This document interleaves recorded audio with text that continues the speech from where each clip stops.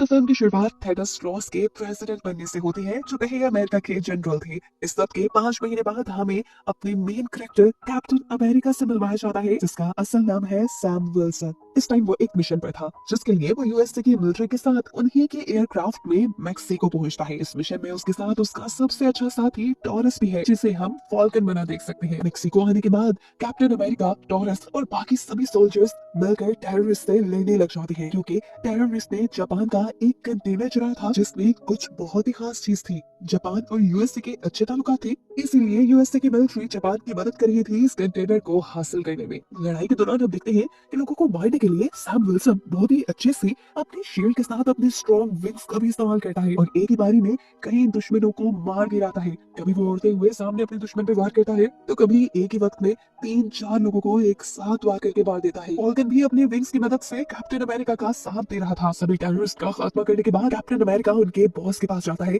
जिसके पास वो कंटेनर था। कंटेनर लेने के बाद इससे पहले कि वो इस आदमी को मार देते, वो आदमी उनके चुंगल से बच निकला और ये लोग यूएस से वापस आ गए। इस महीने बाद कैप्टन अमेरिका टॉरस से यानी फॉल्कन से बहुत ज्यादा खुश थे, क्योंकि इस लड़ाई में टॉरस ने बहुत हेल्प की थी। अब टॉरस से इम्प्रेस होकर कैप्टन अमेरिका उसे अपने सबसे अच्छे दोस्त आइजिया ब्रैडली से मिलवाने के लिए लेकर जाते हैं। कैप्टन अमेरिका टॉरस को बताते हैं कि आइजिया ब्रैडली पहले एक बहुत ही अच्छे सोल्जर थे और साथ ही साथ कैप्टन अमेरिका भी रह चुके हैं, और ये जानकर टॉरस शॉक रह जाता है। लेकिन एक अजीब बात यहाँ कैप्टन अमेरिका टॉरस को ये बताता है कि कैप्टन अमेरिका बनने के बाद आइजिया ब्रैडली को 30 साल के लिए जेल में डाल दिया गया। हालांकि ये बहुत अजीब था। आइजिया ब्रैडली ने तो कैप्टन अमेरिका बनके बहुत अच्छा काम किया था और बहुत अच्छा परफॉर्म किया था। टॉरस हैरान होकर आइजिया ब्रैडली से पूछता है, आखिर जब आपने इतना अच्छा काम किया था तो यूएसए की मिलिट्री ने आपको जेल में क्यों डाला? आइजिया ब्रैडली ने बताया कि जब वो कैप्टन अमेरिका बने थे तो तब उन्होंने बहुत अच्छे सक्सेसफुल मिशन किए। उन्होंने अपने मिशन में बहुत से लोगों की जान बचाई और यूएसए का काफी नुकसान होने से बचाया। इतने सक्सेसफुल मिशन करने के बाद वो तेजी से मशहूर होने लगे, लोग उन्हें पसंद करने लगे थे। लेकिन यूएसए की गवर्नमेंट को ये पसंद नहीं आया कि एक ब्लैक आदमी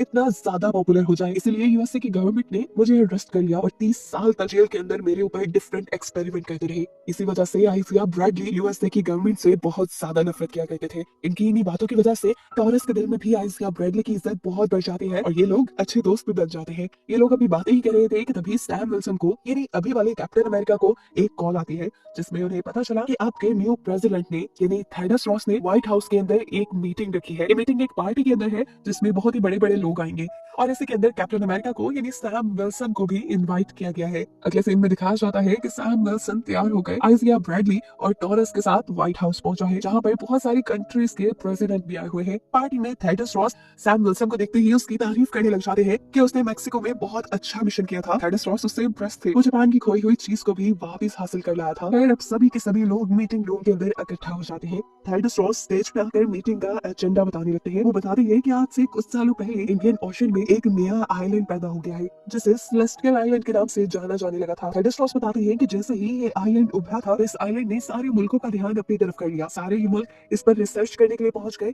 और सबको ये बात मालूम हुई कि इस आइलैंड पर कुछ अजीब तरह के मेटल्स पाए जाते हैं, जो मेटल बाकी पूरी दुनिया में नहीं पाए जाते, और ये मेटल सबसे ज्यादा स्ट्रॉन्ग था। इस मेटल का नाम साइंटिस्ट ने एडमेंटियम रख दिया था। जैसे जैसे लोगों को एडमेंटियम के बारे में पता चलने लगा, सभी लोगों ने उसे हासिल करने के लिए यहाँ पे आना शुरू कर दिया। सारे ही मुल्क एडमेंटियम को लेकर जाना चाहते थे और इस चक्कर में सबकी लड़ाई हो सकती थी, यानी वो आइलैंड किसी भी बड़ी जंग की वजह बन सकता था। इसीलिए थेडस रॉस ने ये मीटिंग रखी थी। उसने फैसला किया था कि वो लोग सेलेस्टियल आइलैंड की एडमेंटियम मेटल को बराबर बराबर बांट लेंगे, यानी वो मेटल बराबर हर मुल्क में जाएगी, जिससे किसी भी मुल्क के दरमियान जंग नहीं होगी। थेडस रॉस के साथ सभी मुल्कों के प्रेसिडेंट इस बात पर एग्री हो जाते हैं और ये सब लोग मिलकर नया कॉन्ट्रैक्ट करने का फैसला करते हैं। थेडस रॉस यहाँ ये भी बताते हैं कि जापान ने सबसे ज्यादा एडमेंटियम पे रिसर्च की थी और एडमेंटियम की प्योर फॉर्म को हासिल भी कर लिया था, लेकिन फिर टेररिस्ट के ग्रुप ने जापान की वो रिसर्च चुरा ली, जिससे फिर कैप्टन अमेरिका बचा कर लेके आया। यानी मूवी के स्टार्ट में जिस मिशन पर कैप्टन अमेरिका गया था, वो मिशन एडमेंटियम मेटल को ही बचाने का था, जिसके लिए थेडस रॉस सबके सामने कैप्टन अमेरिका और टॉरस का शुक्रिया अदा करते हैं। इसी मीटिंग के दौरान अचानक से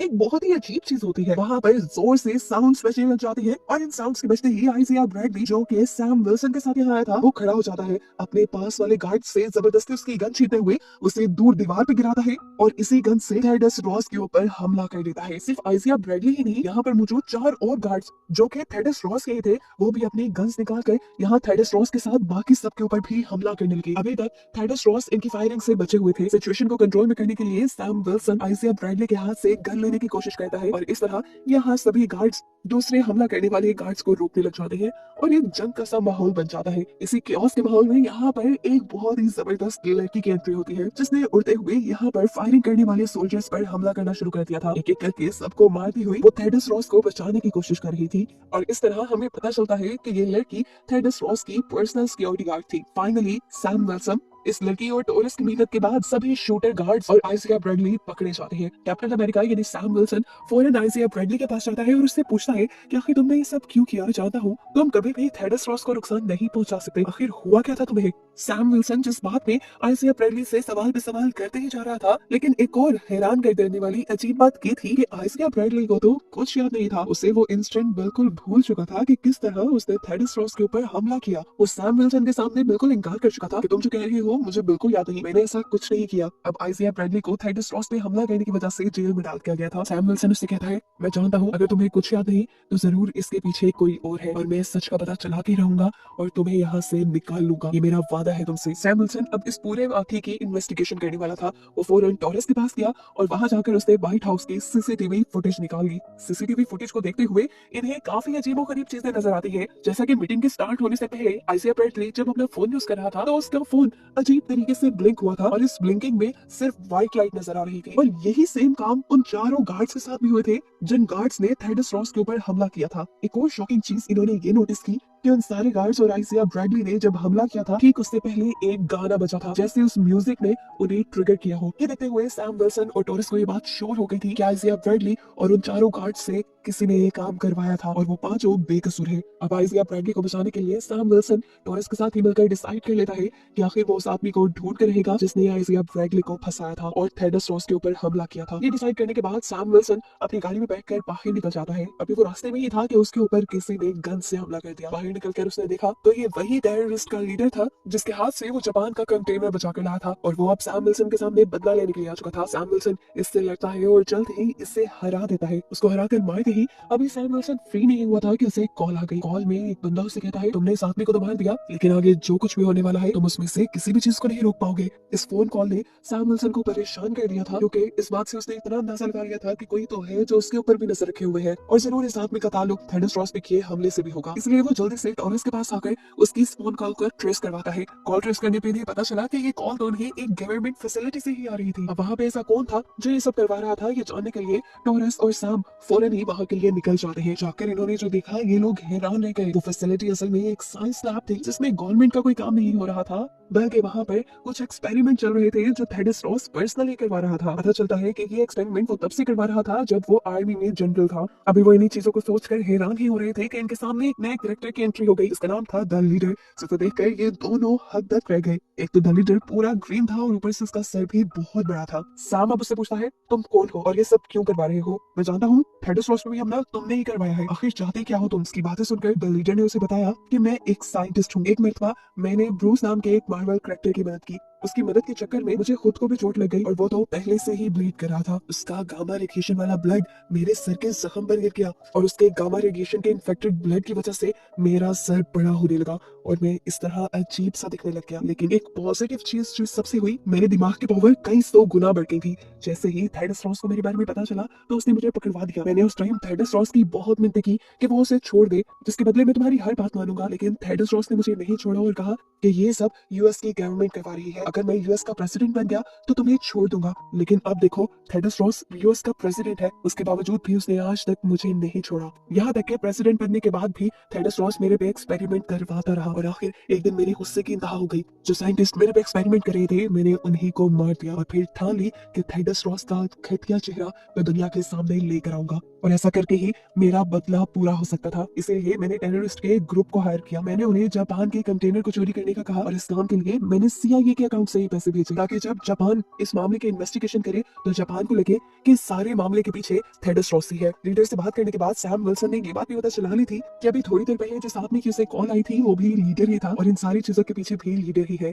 सैम विल्सन इन सारी चीजों को रोकने के लिए जल्द ही लीडर को पकड़ने का डिसाइड करता है, और इससे पहले कि वो यहाँ लीडर के ऊपर हमला करके उसे पकड़ लेता, लीडर चुटकी बजाकर यहाँ पर एक म्यूजिक प्ले कर देता है और यहाँ पर मौजूद सभी गवर्नमेंट के गार्ड्स को हिप्नोटाइज करके उनको अपने लिए काम करने पर मजबूर कर देता है। अब सारे गार्ड्स क्योंकि उसकी बात मान रहे थे, तो सभी गार्ड्स सैम विल्सन और टॉरस के ऊपर हमला कर देते हैं। सैम विल्सन और टॉरस दो थे और ये गार्ड्स बहुत सारे, ये दोनों इनसे जब लड़ने में मसरूफ हुए तो पीछे से मौके का फायदा उठाकर लीडर यहाँ से भाग गया। सैम विल्सन और टॉरस बहादुरी से सभी गार्ड्स को मारते हुए आखिर मौका पाते ही यहाँ से निकल जाते हैं लीडर को पकड़ने के लिए, लेकिन बाहर की दुनिया में जाने पर उन्हें पता चलता है कि बहुत देर हो चुकी है। लीडर ने जो प्लान बनाया था वो काम कर गया है। जापान ने जब अपने कंटेनर के चोरी होने की इन्वेस्टिगेशन की तो इन्हें पता चला कि उस टेररिस्ट को पैसे देने वाली CIA थी। CIA यूएसए की इंटेलिजेंस कंपनी थी। इसका मतलब कि उनके कंटेनर के चोरी करने के पीछे यूएसए का हाथ था, इसीलिए जापान और यूएसए के दरमियान में एक तल्ख माहौल बन गया। अब ये देखते हुए जापान थेडस रॉस के साथ किया हुआ वो कॉन्ट्रैक्ट तोड़ देता है जिसमें उसने एडमिंटियम यानी उस मेटल को यूएसए और बाकी मुल्कों के साथ डिवाइड करने का फैसला किया था। जापान के प्रेसिडेंट फॉरेन जापानीज आर्मी को सेलेस्टियल आइलैंड भेज देते हैं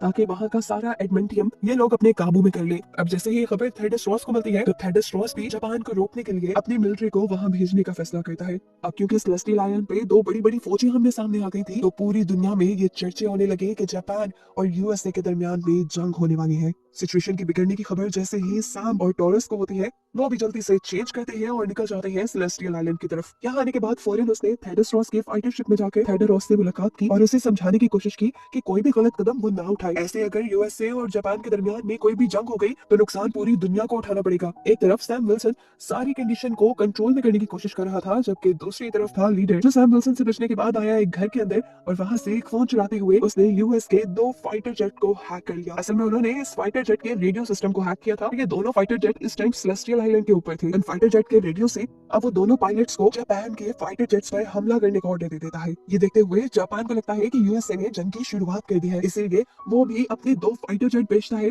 यूएसए के फाइटर जेट से लड़ने के लिए, यानी जंग शुरू हो चुकी है। जापानी फाइटर क्राफ्ट अब यूएसए के फाइटर क्राफ्ट के ऊपर हमला करने वाले थे, लेकिन सही वक्त पे नुकसान होने से पहले ही सैम विल्सन और टॉरस उड़ते हुए जाते हैं और फाइटर जेट्स के अंदर से यूएसए के पायलट्स को बाहर निकाल लेते हैं। सोल्जर्स की जान तो बच जाती है, लेकिन फाइटर क्राफ्ट अब तबाह हो चुके थे। लेकिन शुक्र था कि जान किसी की नहीं गई। अब सैम विल्सन जाकर जापान के प्रेसिडेंट को ये बात समझाते हैं कि यहाँ पर कोई जंग नहीं हो रही, बल्कि यूएसए के 2 पायलट्स ने बिना परमिशन के वहां पर गोलाबारी शुरू कर दी थी। जापान के प्रेसिडेंट सैम विल्सन की बात पे यकीन करते हैं और ऐसे सैम विल्सन की वजह से जापान और यूएसए के दरमियान होने वाली जंग खत्म हो जाती है। दोनों ही प्रेसिडेंट अपनी अपनी मिलिट्री लेकर सेलेस्टियल आइलैंड से अपने अपने मुल्क वापस आ जाते हैं। सैम विल्सन भी वापस आ चुका था, लेकिन हमें पता चला कि टॉरस सेलेस्टियल आइलैंड पे बहुत ज्यादा जख्मी हो चुका था। लेकिन ठीक वक्त पर सैम उसे हॉस्पिटल ले आया और अब उसका इलाज चल रहा है। सीन कट होकर अब हमें दिखाया जाता है कि थेडस रॉस ने दोबारा एक प्रेस कॉन्फ्रेंस रखी जिसमें वो ये बात क्लियर करना चाहते थे कि जापान और उनके दरमियान में कोई जंग नहीं हुई, बल्कि एक गलतफहमी हुई थी।